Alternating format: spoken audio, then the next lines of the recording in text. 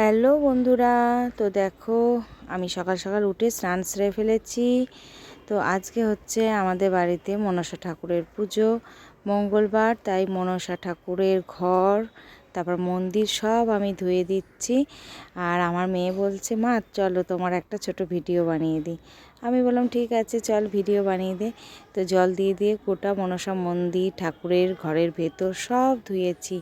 আর আমাদের এই ঠাকুর না খুব জাগ্রত, তো আমাদের বাড়িতেই আছে। আমরা যেহেতু বণিক, তো আমাদের মনসা ঠাকুর আছে, আমাদের বাড়িতেই থাকে। তো এই দেখো আমার মা পুজোর জোগাড় করছে, জোগাড়ও প্রায় রেডি, কিন্তু ব্রাহ্মণ এখনও আসেনি বলে মন্দিরে রাখতে পারছি না। কারণ মন্দিরে বাইরে যদি রাখি তাহলে কিন্তু সমস্ত বাইরে তো বাইরের পশু পাখি মুখ দিয়ে দেবে, সেই জন্য তো আমি যখন শুকিয়ে গেছে মন্দিরটা তখন আলপনা দিয়ে নিচ্ছি খড়িমাটি দিয়ে। সেটাও আমার মেয়ে ভিডিও তুলে দিচ্ছে।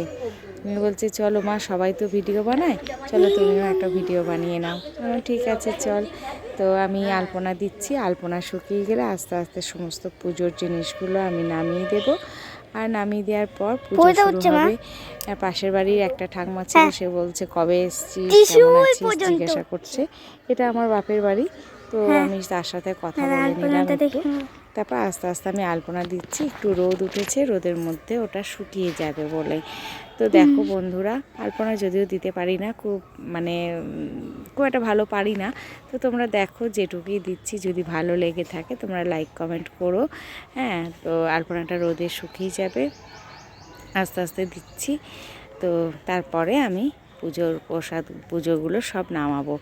তারপর ব্রাহ্মণ আসবে, পুজো হবে। ব্রাহ্মণই আসেনি, ব্রাহ্মণ 8:30টায় আসবে বলেছিল। তো তাড়াতাড়ি আমরা উঠে স্নান সেরে নিয়েছি, কিন্তু ব্রাহ্মণ অনেক দেরিতে এসছে, প্রায় 10টার পর ব্রাহ্মণ এসছে।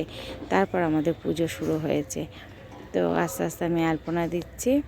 আর প্রচণ্ড ওখানে মশা, বাইরে তো চারিপাশে সব ড্রেন ফ্রেন আছে, নোংরা আছে, মশাও কামড়াচ্ছে প্রচণ্ড, কি করব।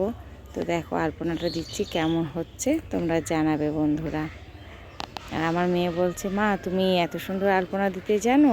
আমি বলছি হ্যাঁ, বড় হলে তুমিও শিখবে, তোমাকেও দিতে হবে কোনো পুজো মণ্ডপে পুজোর সময়।